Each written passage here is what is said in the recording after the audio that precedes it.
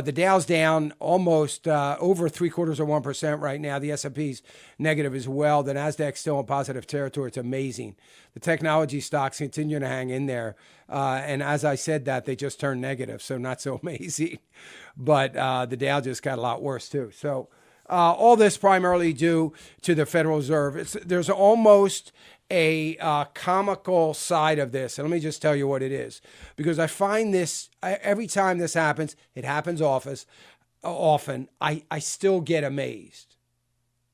So Jerome Powell says things like, maybe, the policies are going to take a while to work before it pulls out, before the U.S. pulls out of the downturn. They say things like there is still a lot of pain to go through in the markets. He said things like recovery is not going to go quite as quick as everybody thinks it's going to go. And the headlines say that Jerome Powell says there is still, this is the comical one, significant downside risk. What? So, all right, I'm not sure. So traders on Wall Street, the markets themselves, fell asleep sometime in the first week of March, and they just decided to wake up and go back to work. I mean, that's what it would seem like. Really?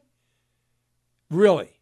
The markets are, wait a minute, they needed Jerome Powell to help them. I know it's really complicated, to help them figure out that the recovery is going to be a little bit slower than we think. There's still downside risk. They needed Jerome Powell, the Federal Reserve Chair. This isn't Jerome Powell, the multi-billion-dollar hedge fund manager. It's Jerome Powell, the Federal Reserve Chair, to tell them, hey, there's significant downside risk. And they all went, oh, wow, I didn't know that. We better sell. I get more annoyed, I think, than I get frustrated.